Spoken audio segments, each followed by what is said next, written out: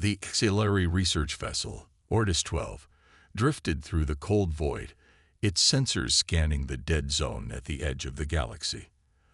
The crew expected to find nothing. But then, they found something impossible. A massive, ancient space station, half buried in the ruins of a shattered moon. No records, no warnings, just a silent structure hidden for thousands of years. Captain Lurak stood at the viewing panel, his 4 eyes wide with disbelief. This is not auxiliary technology," he whispered, and that made it dangerous. The research team moved quickly, sending drones inside the mysterious station. The first images shocked them all. Inside, everything was intact. The corridors, the walls, even the strange angular markings. Dr. Vorik, the lead scientist, studied the symbols. His voice trembled. "This is human." Silence fell over the bridge. Humans, the lost species, the monsters from old war records. The auxiliary had believed them extinct, erased from the galaxy centuries ago. But this station, this relic, was proof that humanity had not been completely lost. And then, the station spoke. A deep mechanical voice echoed through the ship's comms. "Distress signal activated." Panic spread through the crew. "What did we trigger?" A technician gasped. Captain Lurak turned sharply to Dr. Vorik. "Shut it down. Now." Vorik frantically pressed commands into his datapad. I can't. The station's AI has locked us out." Then, alarms blared across the Ortis 12. Their scanners picked up movement. Something inside the station was waking up. The drones inside began to fail, one by one. Each feed flickered, showing only glimpses. Massive halls lined with dark, dormant ships. Consoles lighting up one by one. Old Terran war machines powering on. And then, in the last few seconds of footage, a shadow moved. Something big. Something alive. And then, static. The drones were gone. Captain Lurak felt cold dread creep into his bones. "Get us out of here," he ordered. But before the ship could move, a pulse of energy shot out from the station. It spread like a ripple across space. A signal, a message, a call. And somewhere, across the dark corners of the galaxy, something ancient heard it. And it answered. The auxiliary research ship Ortis 12 sped away from the ancient station, its engines burning at full power. But it was too late. The distress signal had already been sent, and something in the void had received it. Captain Lurak stood on the bridge, his claws gripping the control panel. "We must warn the High Council," he growled. "This station is not just a ruin. It's a weapon." Dr. Vorik's face was pale. "What if we already woke it up?" A technician suddenly gasped. "Captain, incoming transmission from Auxiliary Prime." Lurak turned sharply. "Put it through." A hologram of High Chancellor Velkis appeared, his expression filled with curiosity. "Captain Lurak," Velkis said, "your report is fascinating. A lost human station. An active signal." His lips curled in satisfaction. "This is an opportunity." Lurak's eyes widened in horror. "No, it's a warning. We must leave it alone." Velkis ignored him. "An invasion fleet is already on its way. This technology belongs to the Auxiliary Empire now." The transmission ended. Lurak's stomach turned to ice. They didn't understand.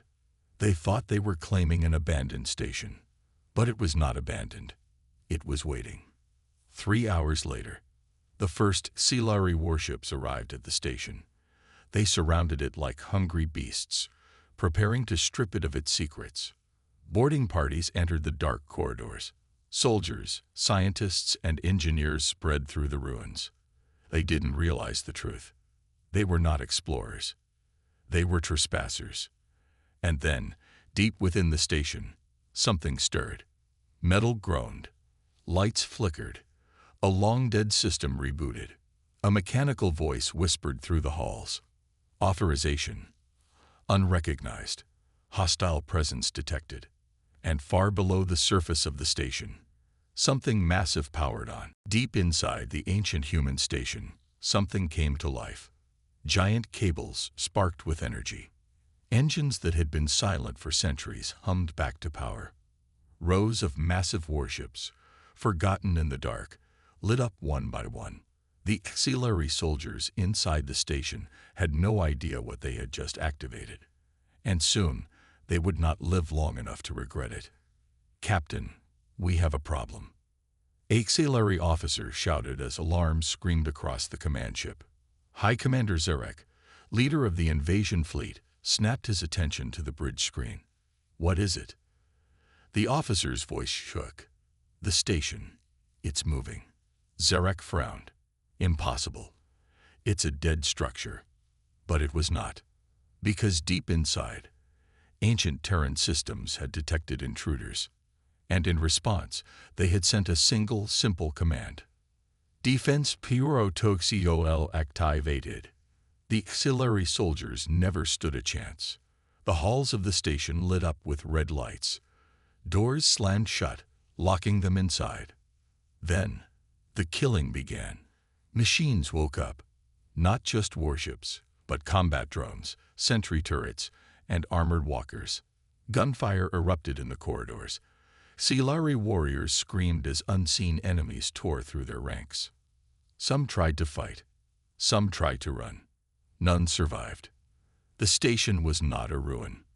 It was a fortress, and it had just remembered its purpose.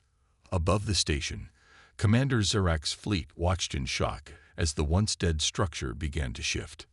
Panels opened, revealing long-buried weapons. Turrets turned. Cannons aimed. Zarak's blood ran cold. All ships, fall back. But before they could escape, the first Terran warship emerged. It was massive, far larger than anything that Silari had ever seen. Black armor, red glowing symbols, a predator from another age. And then, the station's voice echoed across the fleet. "Unauthorized fleet DTKT, initiating termination." The warship's cannons glowed hot. And then, it fired. The first Terran warship opened fire. A single shot. The auxiliary never saw it coming. The energy blast tore through the lead warship like it was made of paper. Fire and debris exploded into the void. And then, the silence ended. Commander Zarak watched in horror as his fleet fell apart in seconds. "Our shields are useless," an officer screamed. "Their weapons air." The screen went black. The ship was gone. Zarak froze. They weren't fighting just another alien fleet. They were facing something ancient, something unstoppable. The Terran warship moved forward, its hull covered in deep scars from battles long forgotten. And yet, it was still alive, still hungry. Zarak clenched his fists. "We cannot win this." But before he could order a retreat, more Terran ships appeared.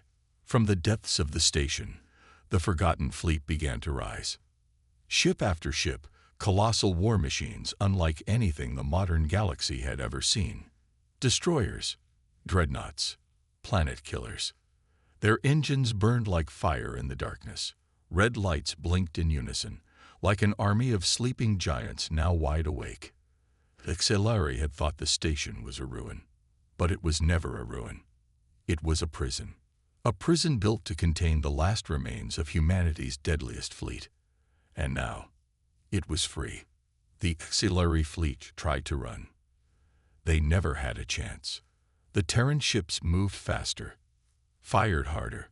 They were machines of war, built for destruction. One by one, the Xelari ships vanished in blinding explosions. Zarek's warship was the last to remain. He stared at the approaching Terran fleet. His heart pounded. "This is extinction," he whispered. Then, the final transmission from the Terran flagship came through. A single, cold message. "Retribution begins." And then, fire. Commander Zarek's warship burned. Flames consumed the bridge. Alarms screamed.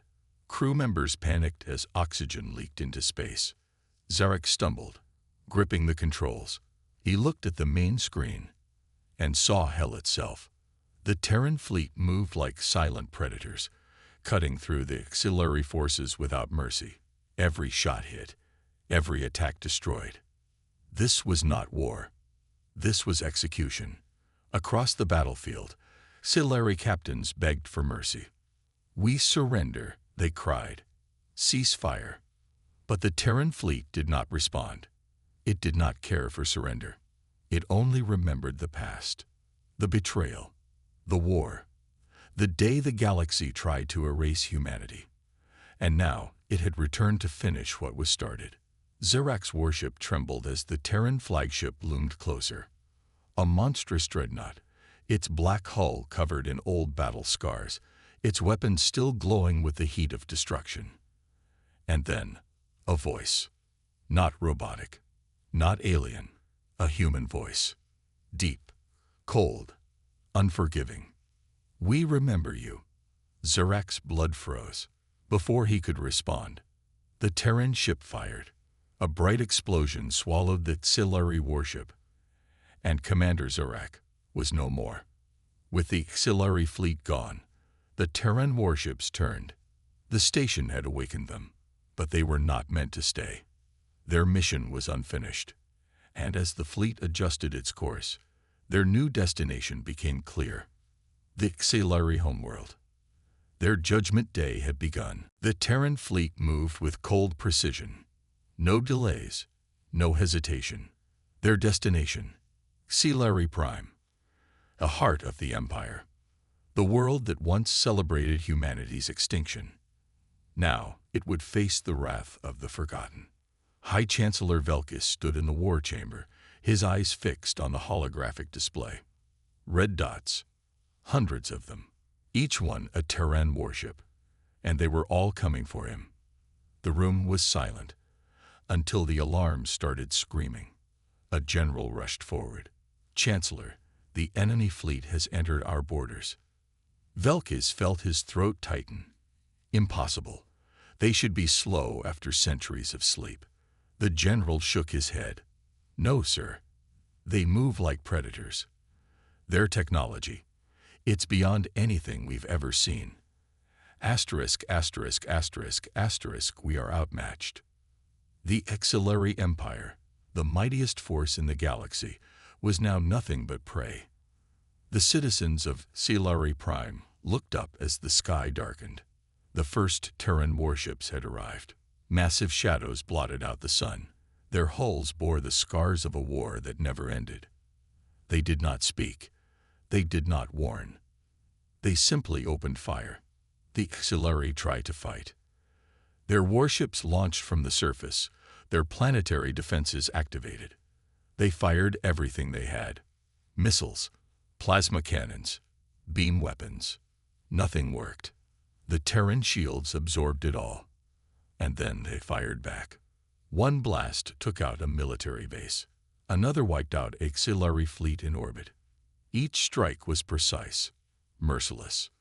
This was not just war. This was punishment. In the war chamber, Velkis trembled. His empire, his legacy, burning before his eyes.